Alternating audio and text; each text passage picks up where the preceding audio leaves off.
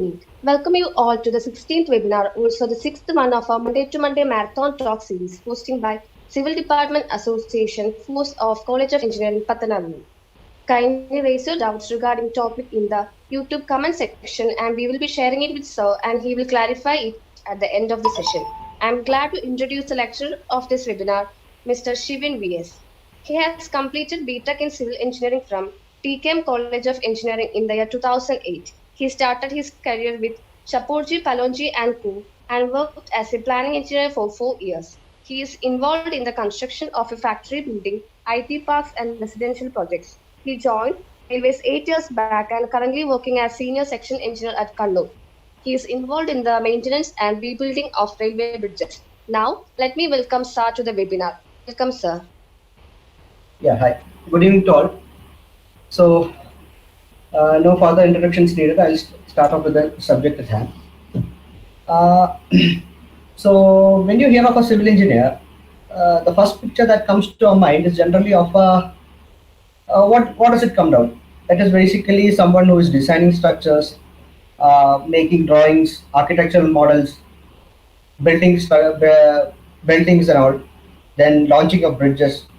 So basically, it's a creator's job. We are all civil engineers. Whenever we think of a civil engineer, it is basically what we think is that, well, we are doing some creative work. We are making our structures, all those things. But recently, due to the Marador flood development in Cochin, we heard of another type of civil engineer, that is one who is involved in the destruction of buildings, who is calculating, then there are engineers who are calculating the structural points where explosives has to be planted, where we have to demolish buildings and structures. I also do some similar kind of things. That is, in our railway work, there are old bridges that we'll have to do demolition and then construct new bridges, because land is obviously a problem. Now, our topic today, if there is a creator, then there is also a destruction. So during the service life of a structure, definitely there has to be a maintenance aspect also.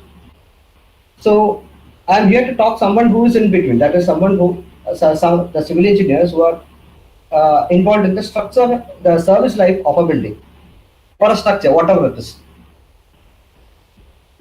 When we hear of this maintenance, the word maintenance, it's synonymous with our mechanical field, that is automobiles, industries and factories. All those things require maintenance. Generally, our civil engineering structures, in general, we don't think of a maintenance of a structure. The only basic maintenance that we do is painting. This what I'm saying about is general structures, our buildings, what our houses we live in, the flats, all those things. Basically, what we do is only painting. But painting also, as an activity, it is really important. Actually, what painting does for concrete structures, painting gives a protective coating. What it does is that it prevents the permeability of the concrete. It arrests the micro cracks at the surface, the carbonation effects. All those things will be reduced. And for steel structures also, occasional painting. What it will help will be it will reduce the corrosion of the steel structures. So why is inspection and maintenance required? As I told you, why it is required is to enhance the service life of a building. If there is a building is available or a structure is available, we have to make sure that the building completes its desired service life. That is, we design a building to stay for some 100 years or so. So obviously, it has to complete its whole service life. Otherwise, the money invested in the building will be a complete waste. That is why this inspection and maintenance of structures is important. And when we have to do inspection and or maintenance, one thing what you have to do is periodically. That is, inspection also has to be done periodically, and maintenance of structure has to be done periodically. And also, inspection and maintenance it can be done when special occurrences happen, like after earthquake. Like we had floods in Kerala. After floods, all the main buildings were inspected. Whether any issues has happened, some liquefaction has happened, whether settlement had happened. So, like that kinds of this thing. After tsunami, many structures were inspected. Then cyclones, all those things. So, when some special occurrence happens, also we have to do some inspection. And how? That is what I'll try to brief you on. The basic inspection of structures that we do, that is the most effective thing that we do, is during its construction phase. We test the concretes, steel, the reinforcement steel, we test all those things. So during the construction phase, what you do is quality control. We make sure that whatever we are doing for the structure, it's basically as per the standards, as per our specification, as per the design. So that thing, it is the most effective way, that inspection of structures during its construction phase is most effective way to make sure that the structure uh, completes its service life, or structure is sound for occupation. And also during its service life, as I told you earlier, for a periodic inspection, and this thing has to be done.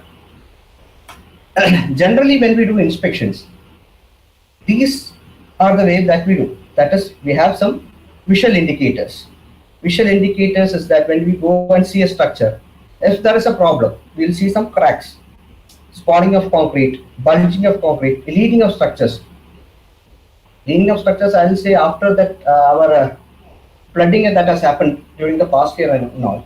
What happened? The subsoil has given way, and some of the structures has been seen as leaning.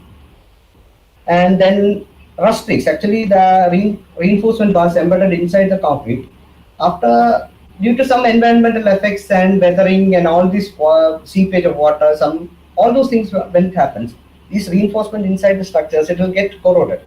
The corrosion of reinforcement, obviously, inside a structure, corroded reinforcement means the load carrying member, the thickness of the load carrying member is reduced, and the structure, and it is obviously becomes weak. So there will be rust streaks. That is, rust will be seen outside the structures. Settlement, scour, all those visual indicators are there when we go and see a structure. That basically it is we have to be critical in our inspection. We have to make sure that we doesn't foresee all those things. We have to make sure that we see things in a critical way. We have to see all the aspects of the structure. That way visual inspection is made. Then there are measurements.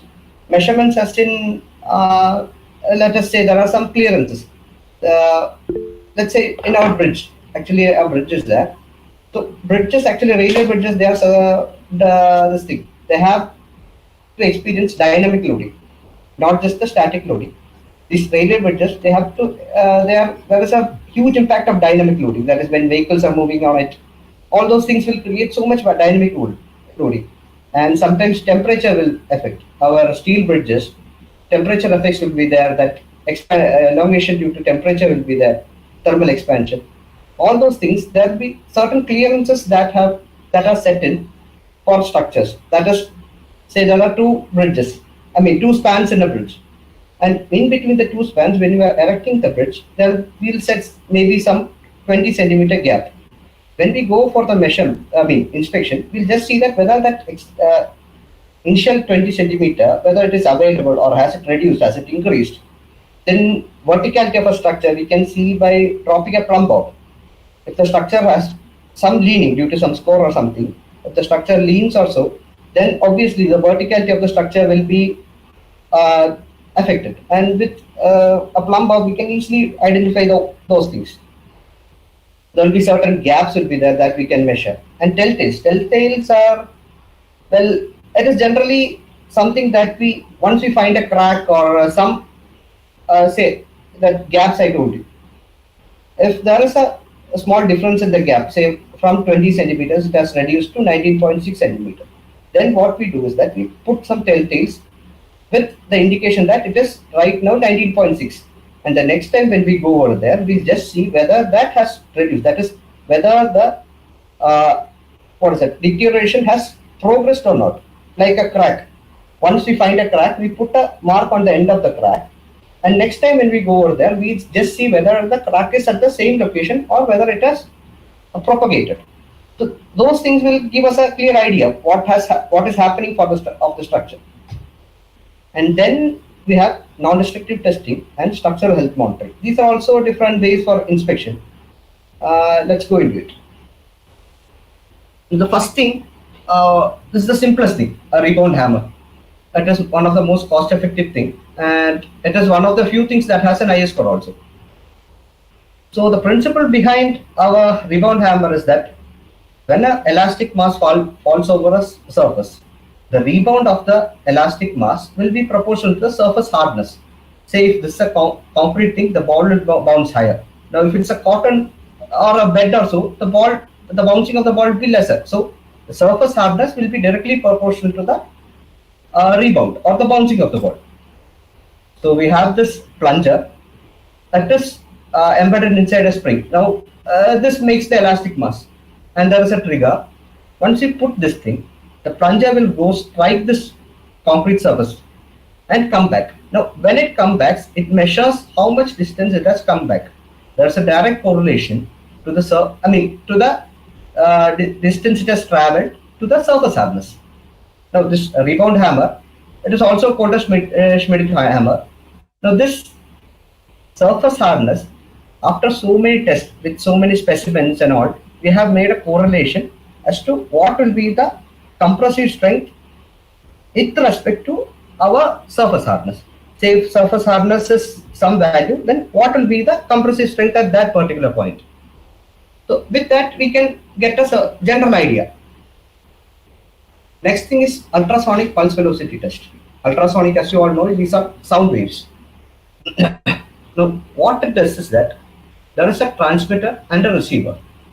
So inside a concrete surface, this transmitter transmits sound waves. If the surface is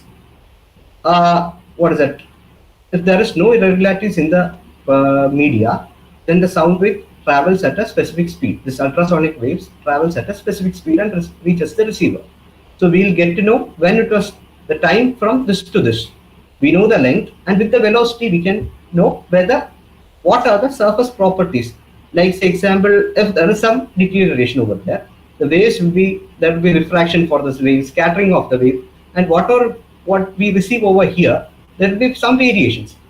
And all these things with tests, there will be check specimens. There will be so much research involved in identifying what will be the properties for different kinds of surfaces. Say in this kind of surface, what will be the properties? With a crack, what will be the difference? With the surface void, what will be the difference? So all those parameters will be involved, and we'll have a chart. So once we send waves from this transmitter to the receiver, and we get the data, we'll be able to correlate whether this area is sound, whether some voids are there, whether some cracks and refractions has happened. All those things we can correlate. Basically, this also there was huge amount of research done to find what is the correlation, and right now we can have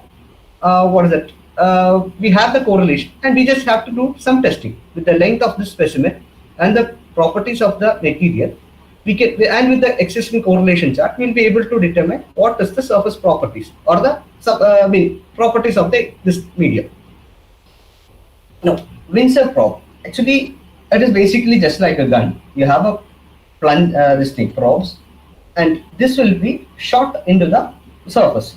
So the surface penetration into the concrete surface or whatever it is, will give a direct representation of our compressive strength. Most of the concrete, most of the entities are to determine its compressive strength, and sometimes to determine the voids and irregularities. So this thing also, it will give you a detail of a relation about the compressive strength. The length of the plunger inside, which has gone inside the concrete, will give you an indication regarding what is the compressive strength of the concrete. As far as I know, this pull-out test is one of the most effective method, which gives a non-destructive. It is one of the most effective non-destructive tests, which gives a almost comparable value of compressive strength. It is basically nothing. What we have is an object of specific geometry. That is, this area will be higher. It will be a ring of 25 mm dia and a rod. Now, when it is pulled off with these supports, the force developed to pull off will be directly proportional to the compressive strength.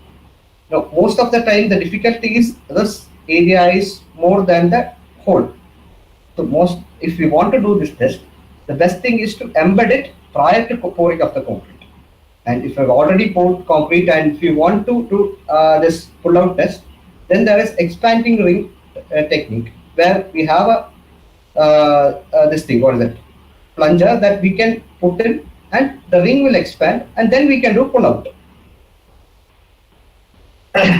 So coming to steel, mostly it is a factory manufactured thing. So during fabrication only, or when we are joining steel members only, all these tests are required. Factory manufactured means almost there will be a huge quality control. Actually, concrete, why these much tests are required is that the quality control for a concrete, it is not a homogeneous material. We are doing it site. Sometimes different kinds of materials will come down. The aggregates will vary, or this thing, fine aggregates may vary, or cement may vary. Even water content may vary. During the rains, that moisture content inside our aggregates will be different. So it is very difficult to control the quality of concrete. So that is why there are huge researches done for non-destructive testing of concrete. Steel for these members from factory, there are very less tests. Actually, only radiographic test and some very few tests gives the result.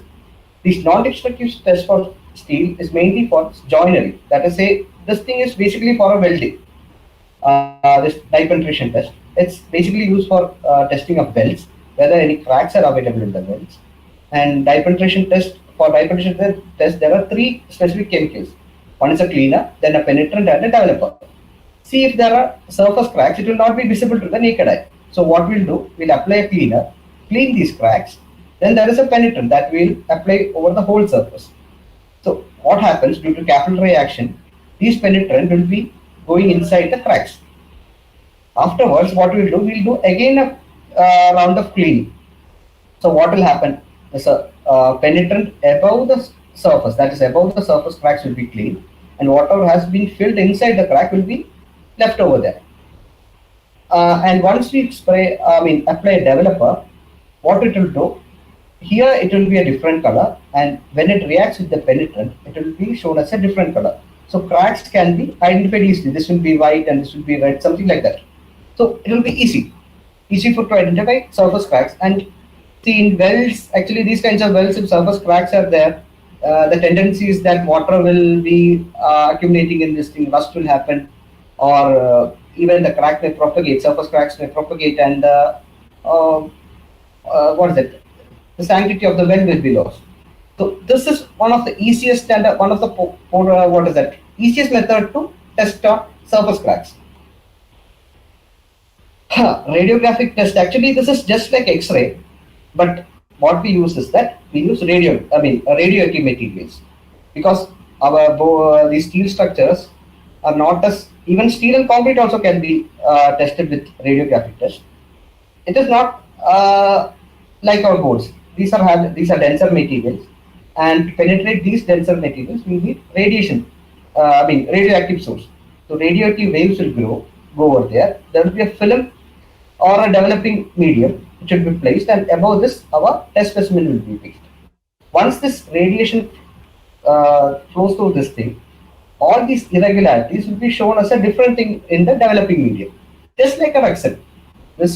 Once we do the test and remove this radioactive source and specimen, this medium, it will be just like our X-ray, which will show some surface defects and all those things. Now, if you have seen the movie Forensic, you have seen that they are scanning the riverbed with a trolley-like equipment. Now that is ground penetration radar. It is basically nothing, just like our radiographic test. There is a medium which sends, but the radar is the technology used. They send out waves and it comes back. So once it comes back, whatever is underlying in the surface will be directly viewed over there. If in a concrete surface, all these rebars, these are the reinforcements. So rebars will be shown as different thing. If there is a void, then it will be shown as a different thing. So all those things, what is underneath the surface, when we are unable to dig the surface, when you are unable to see what is inside the surface, this ground penetration radar is also effective. It is right now this is being used for structural this thing, especially in shallow foundations and all. If you want to know what kind of, I mean, whether the subsurface, the raft and all, if it's sound or not. So for that we can use this ground penetration radar. And then underwater inspection. Underwater inspection, it is not actually NDT, it is also a different kind of inspection, but since it is a different thing that you don't see, I mean, we don't see usually, I've included this in the subject. Now this thing we do in our railways, actually we do every year, underwater inspection is done. What we do, every year we'll find some divers who can go down. They'll be having cameras, and above the surface we'll have some monitors. So they'll go clean the surface and show us what is the subsurface, condition of piers and all. Now, this thing what we are seeing, this is a pipe where some concrete cover has been eroded, maybe due to algae growth. The steel thing that we see over here, that is the liner, that is in pipe. The encasing steel thing is called a liner. So this liner has corroded, and the concrete has also eroded. There is some spalling, spalling. It is also a cavity in the concrete. And if we allow it to continue, then what will happen? This will increase. These cavities will increase, and once it reaches the reinforcement, it will start corroding the reinforcement inside the piles and all. So once the reinforcement gets corroded, what will happen? The entire strength of the pile get reduced, and there is always a chance of collapse. So underwater inspection is done for structures, even boats underneath the ships and all. Underwater inspection is done. Similarly, for big bridges and all, when the piles are underwater, or even offshore structures also. Offshore structures also they do underwater inspection, like jetties and harbor structures and all those things. So there, basically it is a visual inspection, but it will give you what is the status under this thing. Now, when it is embedded inside our ground, then we will not be able to see. But the chances that things embedded underneath the ground, that is the substructure which is under the ground, will be generally covered with all the earth, and the confinement will give a kind of protection. But when structures are underwater, there is always a chance for this saline water to do some corrosion. There will be leaching of mortar joints. The concrete will get sulfide attack, chloride attacks, and all those things. And deterioration it's always, we have to expect deterioration always. So these things are underwater inspection will give us a visual idea whether whatever is under the water, whether it is sound or not. And if we have some doubts on that, then we can do load testings and all those things. But load testing, obviously, it is a very hectic process. This will be a basic and easy thing. And apart from that, there are so many other NDT things. That is concrete cover meter or profometer, that is they are called. It will give you where the reinforcement is located. It is basically, these are all waves. Sound waves or ultrasonic wave. All those kinds of waves that will go in, check the position of the reinforcement and give you what is the depth from the surface to the reinforcement. So we'll get to know how much cover is there for the reinforcement. As you all know, cover is actually very important. In case of a RC structure, concrete cover will give you a protection to the reinforcement. Then half cell potentiometer. These things are actually, you send a current through a reinforcement, you expose reinforcement at two ends on a structure, you send a current and measure the potential of the current at both ends. What will happen is that if the reinforcement is corroded, the original potential will not be there at the receiving end. So there we can get to know what is, if the existing reinforcement inside a structure is corroded. But for that we'll have to expose the reinforcement at two ends. Then only we'll be able to use this thing. Then carbonation kits, it gives you how much the cover has eroded or what is the deterioration in the concrete. This thing, how much carbonation has gone in, or chloride, how much ingress of chloride has gotten. All these concrete will have micropores and all these things. This chloride attack will happen, sulfide attack will happen.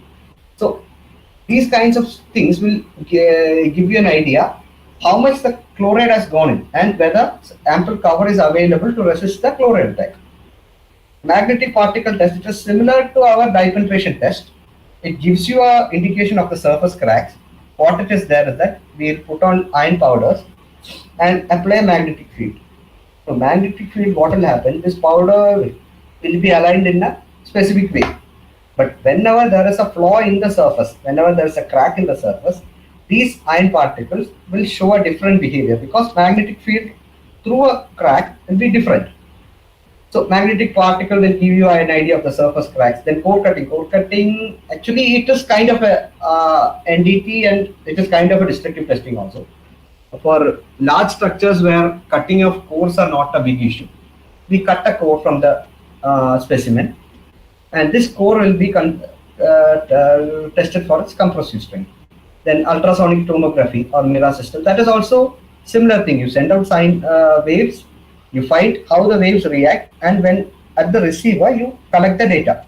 So when there is a change in data than our expected data, we know that there are some irregularities. And what we do, we test in huge number of specimens with different conditions.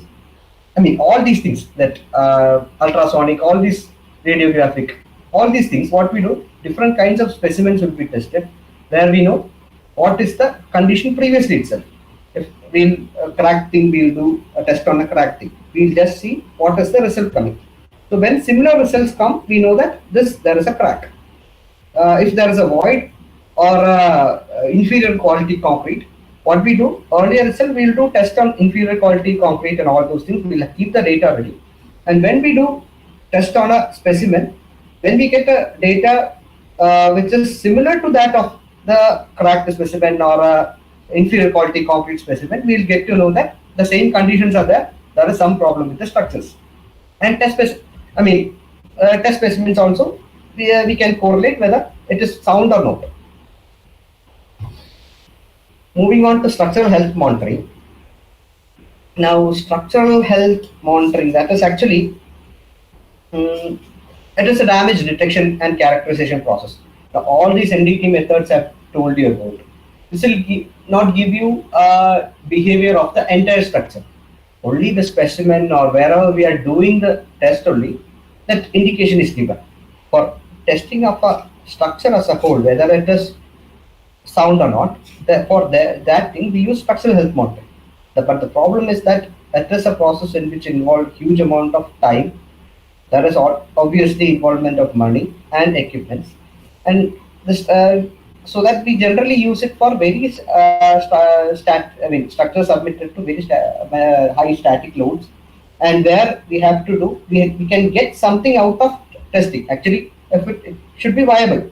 For a general structure, if we do structural health monitoring, it is not viable. I mean, there is no no value addition for this thing. So these things are only done whenever there is a value addition for doing all these structural health monitoring analysis.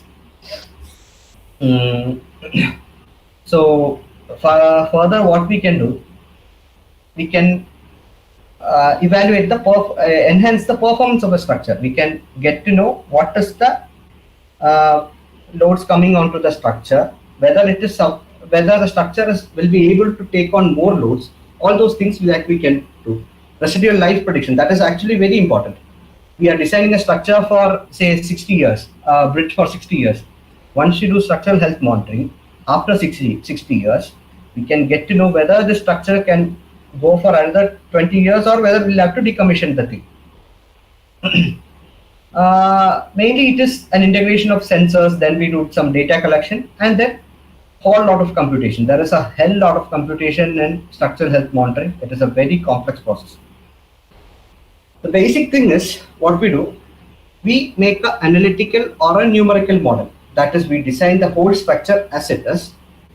If it is a bridge, we design the whole bridge in a 3D this thing with including all the conditions. That is the end conditions, our load conditions. All these things will be incorporated.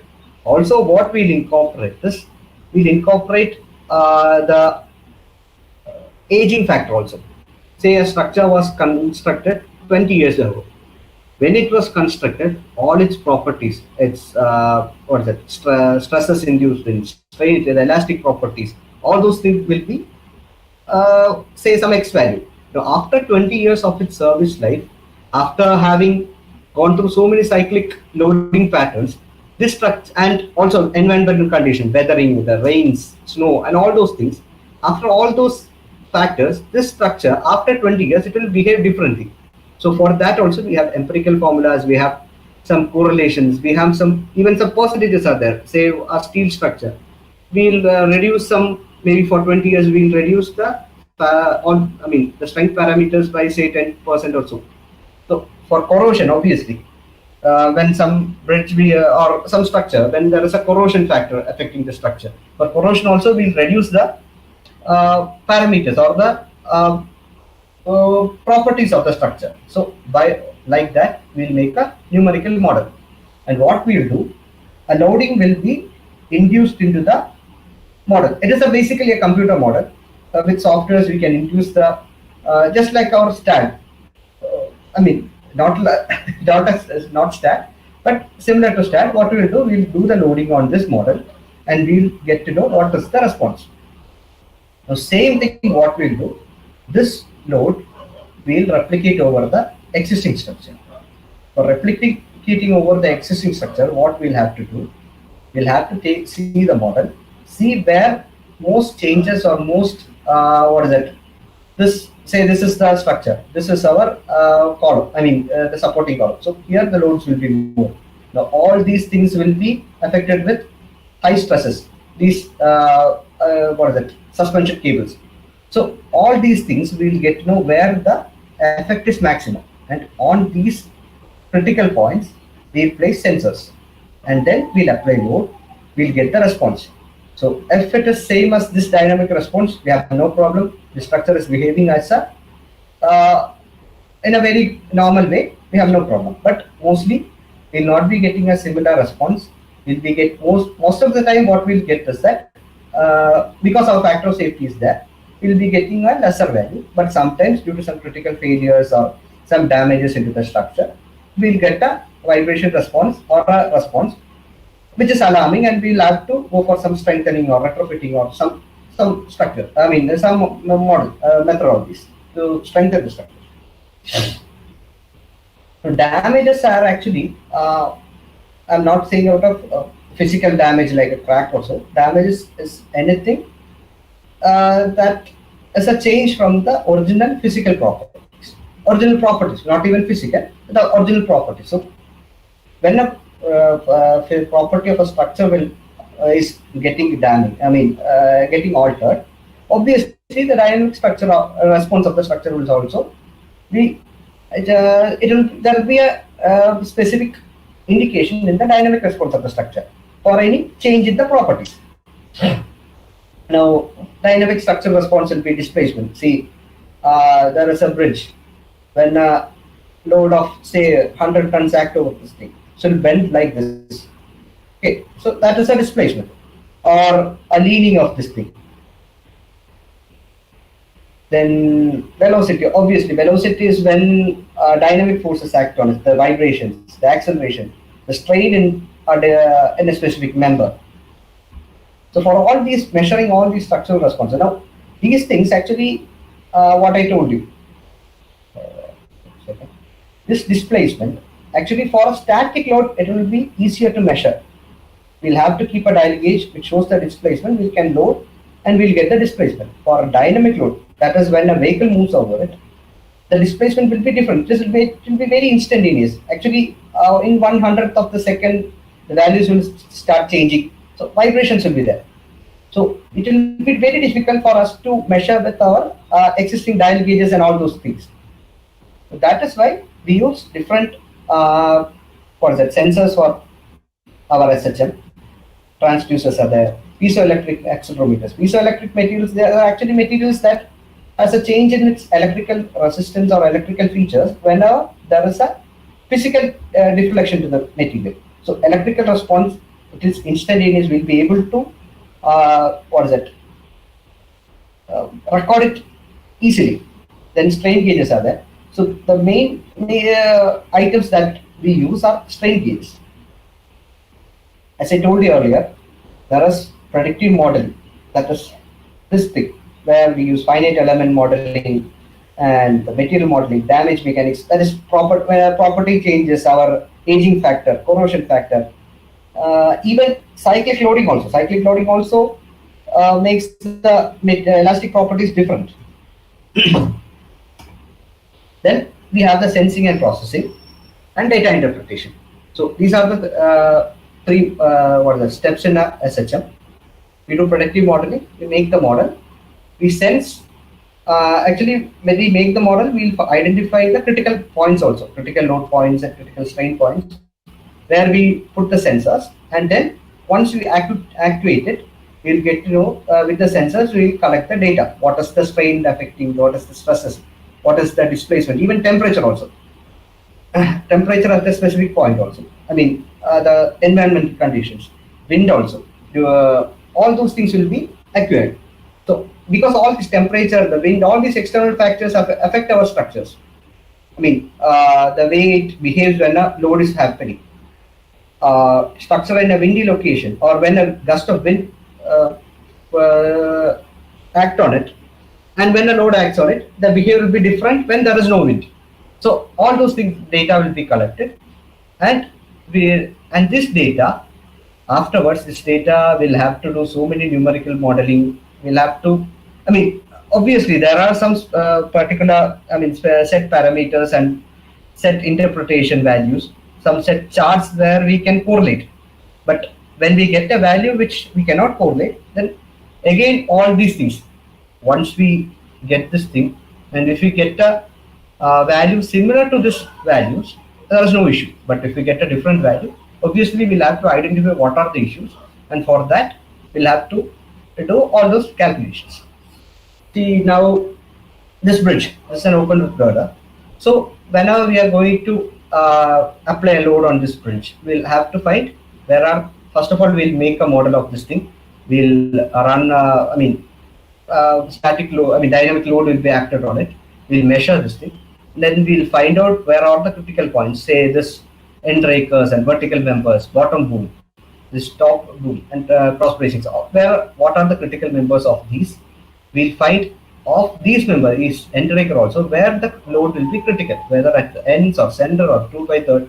Then we'll place the strain gauges and all those measuring equipments at those locations, get the data and interpret. Now this is a setup that we had run for railways. Actually, railways, what we are doing is that with the existing bridges and structures, there is always a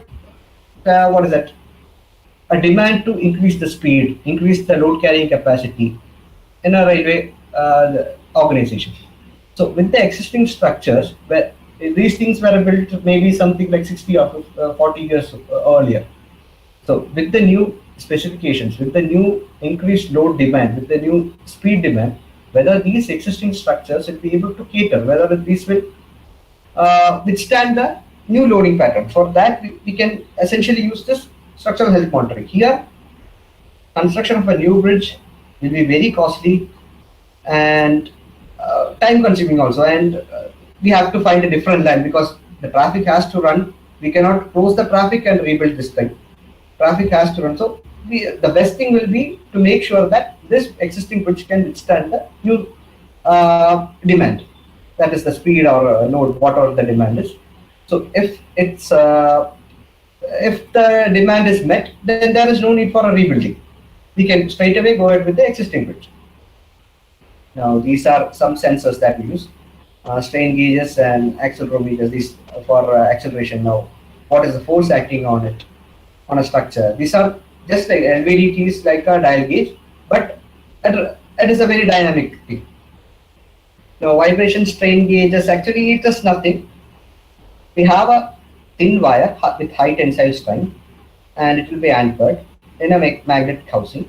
What we do is measure the vibration. Now, if the end conditions, if there is no force acting at the ends, the vibration will be at one value.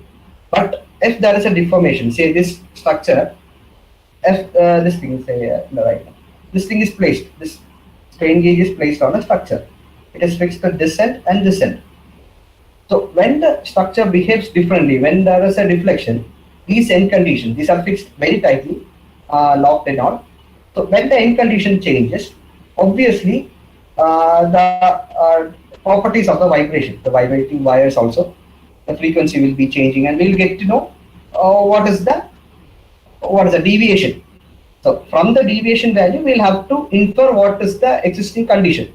We'll get to know from the normal testing what is the deviation, and after getting the deviation, we'll have to infer whether there is a crack or a or differential settlement or high strain, high induced dislocations. All those we'll have to infer. Now, these strain gauges, actually what we can do, we can embed in a structure. This embedding of strain gauges is right now, I believe it is done only on experimental setup in India. Maybe some of the foreign countries are doing embedding the structures. By embedding these strain gauges in the structures prior to the casting, what we can do, whenever we need to go check the stability of the structure, there will be a wire outside. We just connect the wire to our sensor, and we'll wait for a load to pass. Once the load passes, we'll get to know whether there is a deviation from the original this thing. But India, this is still in this process is still ongoing only. So embedding of, I don't think there is any structure in India where all these, SHM is embedded. Whenever there is a condition, what we do, we'll place this externally. If there is a critical condition, we measure the details. Obviously, this is an experiment, and maybe a few years down the line, we can see new critical structures where these strain gauges are embedded, where we'll have a smart structure. That is, even these things, what we can do, these data we can connect to a data logger, sensor, and these things they can do. Whenever a deviation from the standard set parameters occurs, they can send out a signal to us. We have not a similar thing, but what we are doing in some of our bridges, we have installed a water level monitoring system. What it will do, when the water level in the bridge rises above a specific limit, that is when it reaches near the girder, bridge, these things will send the SMSs to us. So we can go over there and check what is the condition. So we need not be present there the whole time. We can set when the water level reaches at a specific time, the message has to be sent. So we'll be alerted. See, water level is rising above the normal level. You can go and see. Like that, we'll be alerted through SMS. Similar thing is happening at various places where all these things, these strain gauges, all these things are embedded into the structure. They are kept there with a data logger, and data collection is done throughout the its service line. Whenever a specific parameter crosses, it is alerting the control unit that there is a breach, or there is some issue. You will have to go and see. So smart structures, maybe during your professional life, you will be working with those structures. Fiber optic sensors similarly. Just like our vibrating strain gauge, fiber optic, what will they do? If the optic fiber is in a specific condition, the light amplitude and frequency and all those properties of the light passing through the fiber optic cable will be having some specific values. Now, when there is a deformation or deflection or some tension in these fiber optic cables, obviously, whenever the mechanical properties of these things changes, obviously there will be a change in the pattern of the light, the intensity of the light what we receive in the receiver. So by that also, we are able to correlate what are the changes. I told you earlier, piezoelectric materials. These are materials that have change in its electrical properties when there is a change in its physical properties. So that thing also can be used. Now LVDT, I told you earlier, it is also, strain gauges and LVDTs are most commonly used as of now. Accelerometers and all, the data collection from accelerometers it is also easy, but still these are the two basic indicators. LVDT is what they do. It is just like a dial gauge. It measures the deflection. See, there is a specific platform, unhinged platform, and bridges over here, and all these LVDTs are placed at specific locations of the bridge. So momentary, all those vibrations will be captured. This LVDT is nothing but there is a plunger and a spring, and its vibration will be tracked and kept over the stored, and we can from that thing, that incident 1/100th of a second, what is the displacement, all those things can be captured, and then we can work on the values. These are all experimental setups that we have done in different bridges. Actually, SHM, it is being done in our CSIR, that is structure CSIR in Chennai. There is a structural engineering research center where they do all, I mean, huge research is done on this SHM. So we railways have a working relation with them. Sometimes some of the bridges we are doing some SHM as a actually sometimes we are doing for academic interest, and sometimes whether we can use it widely for that academic purpose we are using, and sometimes we are using for whenever we see a actual issue. So this is for an arched bridge where we are placing all these strain gauges, accelerometers. What are the values that we are getting? Data collection units. These are displacement, LVDTs. They show you, give you the displacement. What is the any structure leaning or something happens, or what is the vibration happening in the structure whenever loaded train passes through it. LVDTs are earlier as I told you, even the linear deflection also. These are data collection. This thing. So this is how we get the data. It doesn't make any sense, right? Actually, up to this, I am involved. Beyond this, I also don't have any idea. We get these kinds of data, we record these kinds of data, and then these are actually, this is time, and this amplitude gives you what are the strains or what are the displacement, whatever is there. And from this thing, we make a graph like this. Now, this is for one single test, what was the deflection. So maximum, permissible deflection. This is through numerical modeling. Theoretical deflection is also through numerical modeling. And what is the observed deflection that we got? So, these kinds of charts will be huge. This is the figure which shows us, okay, now here it is a little bit more than observed value. Reflection is a little bit more than the theoretical value. But permissible is 21, so we don't have much of a problem. Theoretical value we get from the numerical model. Permissible is from the, when the actual condition was there. So after these tests and SHM, now if we find any issues in a structure, just say our Palarivattam Palam bridge, there can be some methodologies adopted to make the structure extend its service life or serve its purpose. So right now, let's go to strengthening and retrofitting techniques. Strengthening and these things are basically used for two purposes. One is for repair. There is a damage, you do a repair. And second thing I told you, for a railway bridge, I told you, whenever we are increasing the speed, or say for a building, it is a G+2 structure.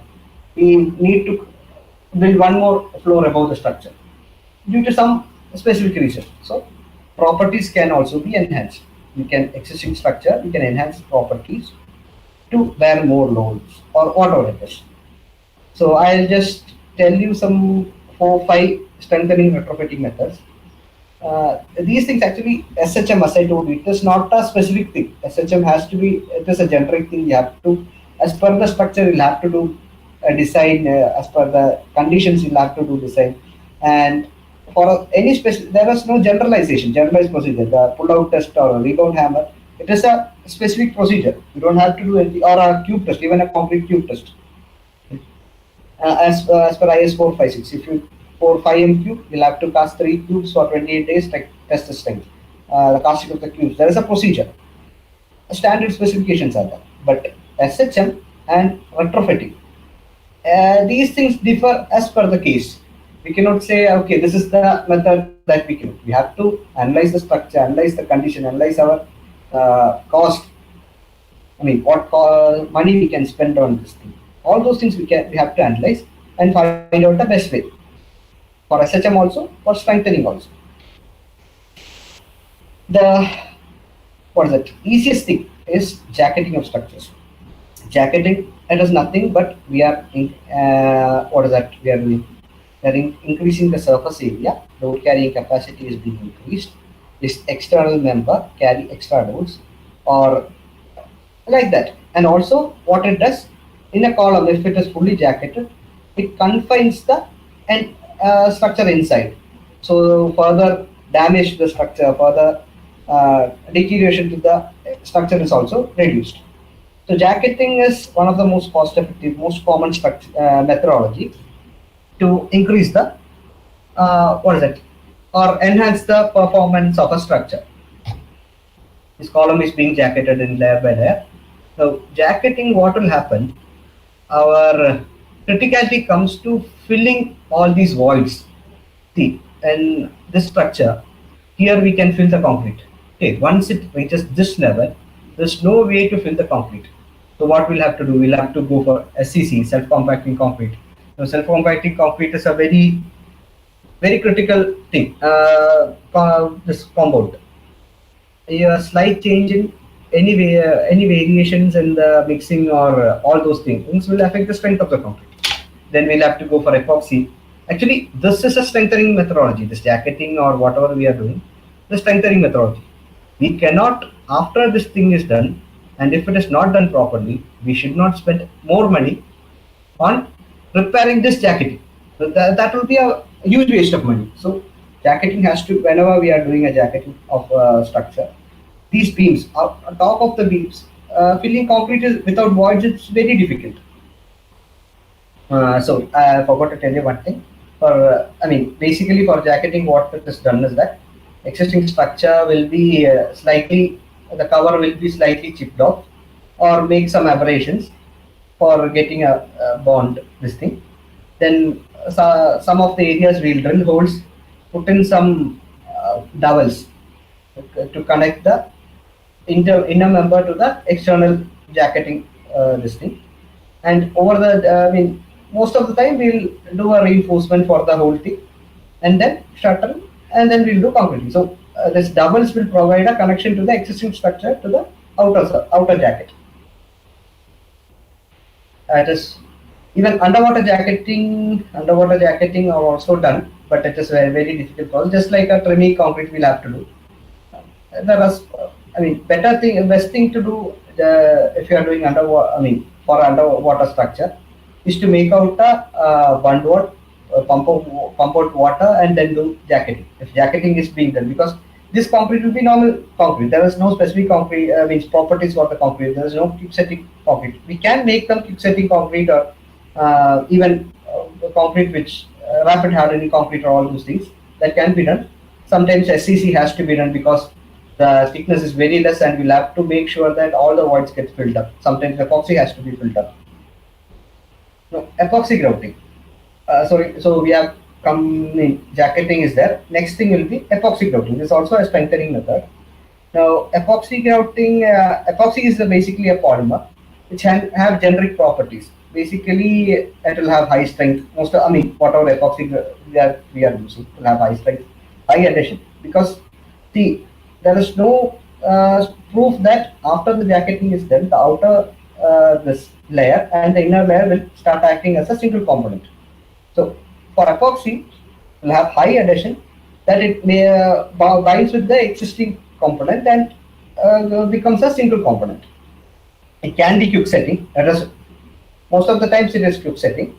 Basically, epoxy, for grout and all, it comes in two containers. One will be a epoxy resin, and then will be a hardener. When we mix this stuff, then maybe in 5 minutes or so, it will start hardening. Rapid hardening will happen. So most of the time, epoxy grouts are quick setting. Then anti-shrink. Actually, concrete, there is a different issue. Once we pour a cement, if we mix some cement with water, once the water vapor evaporates and once all this reaction takes place, the strength attaining reaction takes place, we always see there are some shrinkage cracks. That is concrete or cement, there is always a chance of shrinkage. Now epoxy, it can also best concrete in that way. Now fine acetylene, it can enter the micropores. It will be very, it will be smooth, free flowing. There will be less viscosity, and the particle size will be very fine. that it can go and fill the what is it, micro cracks in the concrete or so. Then epoxy grouting, basically it is done for waterproofing, reduce the porosity of a structure. So mostly for all these things we do epoxy grouting. So, say there is a leakage, then we can find out the leakage points and do some epoxy grouting. There is a crack. I mean, it is for filling small voids.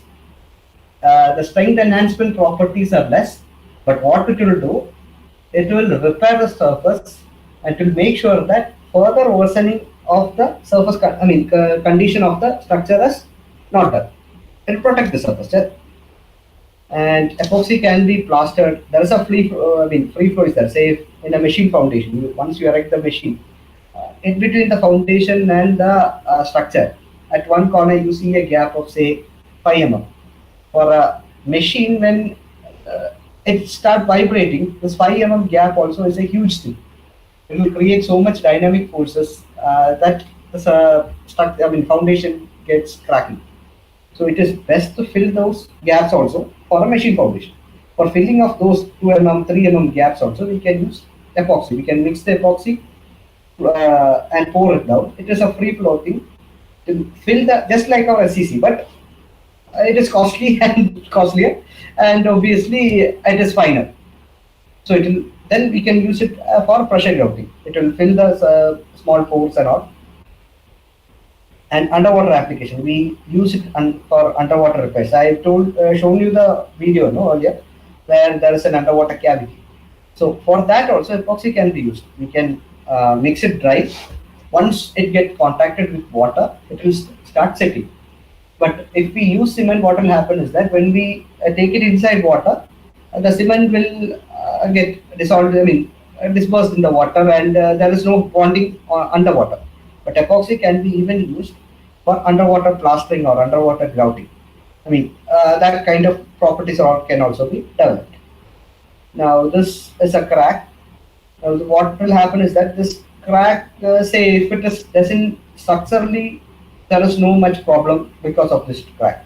But we cannot leave these cracks because there will be an ingress of water, moisture, chlorides, all those things will go inside and it will destroy the structure, and water seepage may also occur. For these kinds of cracks, we can use epoxy coating. It will fill the cracks, it will make sure that this crack is not propagating, and compressive load also it will take. So this is a basic process. We drill, we put in nozzles, and we do pressure grouting. Plastering is also done to make sure that through whatever material is grouted through the nozzle, it doesn't come out through here. So once we fix the nozzle, the total area will be plastered so that outside is totally confined, and inside whatever the gaps are there, those will be pressure grouted. See, this is an underwater repair that earlier, so in the earlier video we have seen as area where there was a cavity.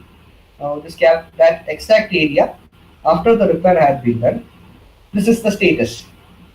So the cavity has been filled up with underwater plastering. Epoxy microconcrete has been used for this thing. This product was Sika's product. There are so many agencies, even Pidilite, Fixit, Sika, all those companies make epoxy, BASF, many companies are there. So based on our purpose, even they'll make you generic products that we require. Then if we say this is our requirement and we require this kind of stuff, product, there is also a probability that some of the product they can alter the properties and make it suitable for us. So this is underwater repairs done. Sorry. Now underwater repairs, just like that, underwater welding can also be done. I've just come across this video. I just wanted to share it with you. This is a process that you don't see every day, underwater welding. So this is just what is that? A video showing you that it is also possible, just to make you aware that these kinds of weldings are done. But for our structures, maybe steel underwater structures are very uncommon because corrosion will affect it. These things can be used for ships and all those things. Now, steel plate bonding. It is similar. It is not similar to jacketing. It is basically what we do.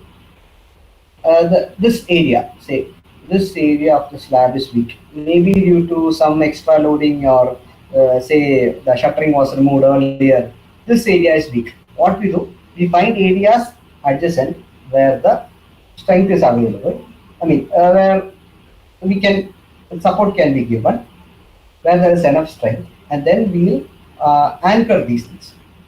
We'll put anchor bolts and steel plates will be kept. These steel plates, this whatever load coming to this location, the steel plates will transfer to here, and this area will be protected. So steel, steel for effective transfer, what we do is that once we place the steel plates, this total area, the sides will be totally filled up with epoxy mortar. We'll do pressure grouting to make sure that there is no gap between this structure and the steel plate. The steel plate will act as a not independently, but as a same structure of this area. And loads will be obviously through these. Here we will have some anchor bolts. And these anchor bolts will transfer the loads from these steel plates rather than coming to this concrete. Steel plates will bear the load and it will transfer it. It is also similar. This beam is just like our jacketing. This is similar to our jacketing, but here confinement is done. The entire structure is confined in steel ankles and plates. So basically, what will happen? This whatever load is coming to this structure will also be transferred to the steel. It will give you enhanced strength, just like our jacketing.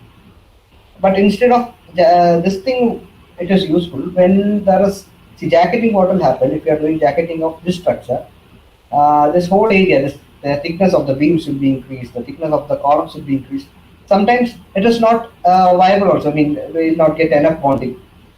So these kinds of steel plates, and see here, these anchor bolts are there. So this beam, the entire, the thickness of the beam will be effectively increased from this to here. Similar drawing where columns are encased in steel angles and plates. Then we have external pre-stressing. Pre-stressing, we have structures where, pre-stressing or post-tensioning, whatever you would like to call it. What we do is that the concrete compressive strength of concrete is used for carrying tensile load also. So external pre-stressing is when some issue happens. What we can do, after a bridge is constructed or a structure is constructed, it is not possible to do pre-stressing. Once it is constructed without any this thing, or even after the pre-stressing is done and we find some defects, this external pre-stressing can be done. That is, externally also we can do pre-stressing and transfer the loads. This center point is weak, so here we are giving some end supports and a pre-stressing force through tendons is given. See all these things. Now anchor bolts, I told you here also anchor bolts. I just want to show you what an anchor bolt looks like. It's basically a bolt with a sleeve and a conical shaped end. So what happens once you tight this bolt over here, this bolt portion, when you tight the nut over here, this bolt portion comes to here. So this conical shape, it will go inside the sleeve and it will start expanding the sleeve. See, the sleeve has some grooves, or cut. So this sleeve is an expanding sleeve, and once it starts expanding, you drill a hole, you place this thing, and you tight. So what will happen? This sleeve will expand and it will form an anchor inside the concrete. So this is an anchor bolt. Similar anchor bolts are used to affix the These are new bearing plates, and tendons are placed in any specific, not any specific, but the designed specific profile. Here this is the profile that the tendons are kept. These plates and these deviators, these are this gives the shape of how the pre-stressing load is given. So if the stress is like this, obviously what will happen, the girder will be having a hogging and obviously this bending will be reduced through, if the girder has a tendency to bend like this, due to this kind of external pre-stressing, it will develop a hogging property. So external pre-stressing. Actually, I am not going into detail of all these things. There are huge lots of calculations and empirical formulas and all those things. But first thing what I like to tell you is that if it's required for your coursework, obviously you will study in a college, and so no need for me to take on those things. And if you are not even, I mean, there is no, if you, it is not required for your coursework, then all those things will be very boring. And I also have limited experience and exposure and what is that, expertise in calculations and all those stuff. So I'll just make you aware what are the processes available. I hope it was okay. I mean, whatever I've been telling you right now. Now, the last one that I would like to tell you is regarding carbon fiber wrapping. Now, CFRP, fiber reinforced polymer, it is one of the novel substances which has huge flexural strength and all those stuff. It is these are polymers which have carbon fibers which transmit the loads. It is a column where the entire column is wrapped in a sheet-like thing. Carbon fiber is just like a sheet, just like, I mean, it will, when you see it, it is just like a polythene sheet or so, but it will have huge tensile strength and all. It can be what is it made? The properties are no, even more than that of steel. The I mean, tensile properties of carbon fiber when compared to the same thickness, whatever material in the carbon fiber film layer, what is it? Plate, I mean, plate, not a plate. When a carbon fiber layer is there and a plate is there, say with the same thickness, carbon fiber reinforced polymer will have more tensile strength, more mechanical properties. So here what we do, the entire thing is wrapped up. It will act as a confinement. The column, whenever any compressive strength acts on the column, what will happen?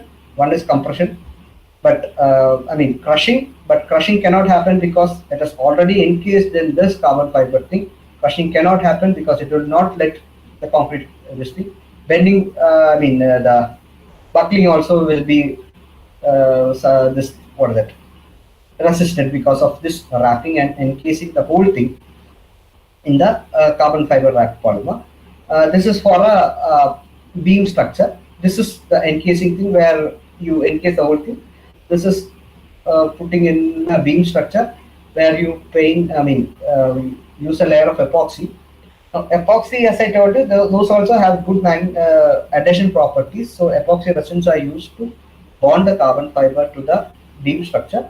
Here also, carbon fiber, this is a carbon fiber laminate that you place underneath the beam. So this thing, and obviously, just like earlier I told you, end are fixed with anchor bolts with required strength, whatever is required to hold on the transfer the loads.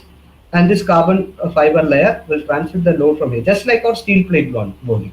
But this carbon fiber layer, it will transfer the load from here to the ends, and it will strengthen the structure. I have used it earlier in one of my projects with carbon fiber wrapping for columns. There was some issue with the column, some strength issues, and we have done some what is that, carbon fiber this thing. Obviously, the surface, the adhesion to the surface is a main thing, and ends also there should be some what is it, fixity. That also has to make sure that this system works. So here I come to an end to my session.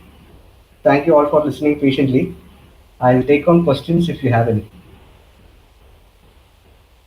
So now we can move on to the doubt-clearing session. Yeah. So first question is retrofitting helpful in earthquake-prone areas? Retrofitting is helpful after earthquake. I mean, earthquake-prone areas, what we can do is that if we have in what is that, made a structure, and then we identify that this is an earthquake-prone areas and earthquake resistivity was not incorporated. Say some shear walls was not incorporated. Now, when we incorporate those kinds of shear walls to a existing structure, it is also a retrofitting. Retrofitting is not basically limited to the 5 processes that I've told you. Even an external plastering that you do, that is also a kind of retrofitting. So earthquake prone areas, after earthquake, there is a damage in the structure, you can do repairs. That is also retrofitting. You find that you have not done the enough earthquake resistance has what is that structures have not been incorporated. You can incorporate that, and that is also retrofitting. Yes, obviously it is useful. Thank you, sir. Next question is, what important benefits do the bubbles have while welding underwater? I get you. Sorry. What important benefits do the bubbles have while welding underwater? I don't think I know answer to that thing. Okay, sir. Uh, Yeah, okay. Moving on to next question. yeah. What is the potential risk that repair and maintenance work usually face? Potential risk. Potential risk is that you leave something, you take it for granted, you don't do inspection properly, you don't identify a defect, and the structure collapses. Once you inspect that structure, it is deemed that you have made sure that the structure is fit for its deemed use. So if you have not done your inspection properly and the structure fails because of that, sudden things can happen. Say once you do inspection today, next day an earthquake come down, cyclone affects the structure. Then it is not at all. I mean, you cannot be made attributable to all those things. But if there was an existing condition that you did not identify, that could have been identified but did not identify. There are conditions that could not have been identified. Say pre-stressed structure is there. The tendons inside the structure has corroded. So if it is a mild corrosion or if there is no visible, what is that? Uh, no visible indication showing that the corrosion has happened, the tendons can break off, and obviously there can be a mishap. But when there is a indication that you could have identified and you have not done, obviously when a mishap happens, then that is the potential risk.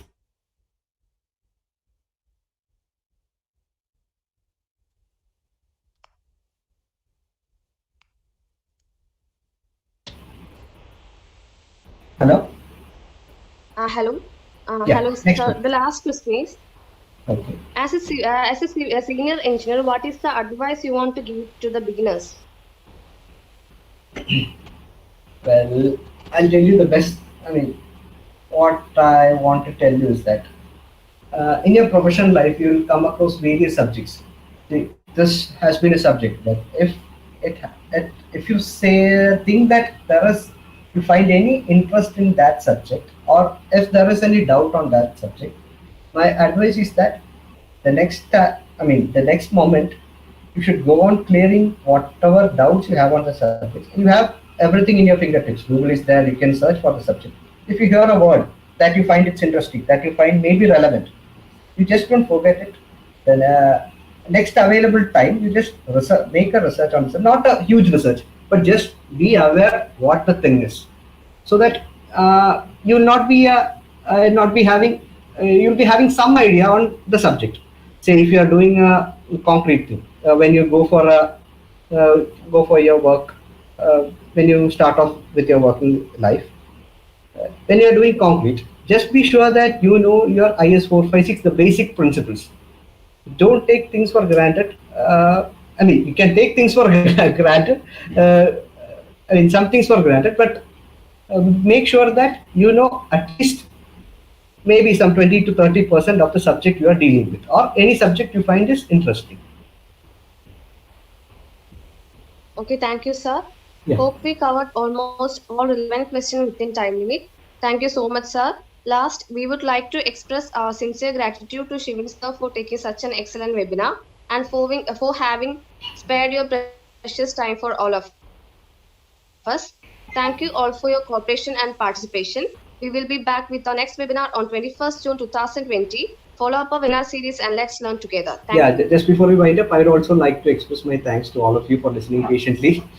Hope it was at least somewhat useful to all of you.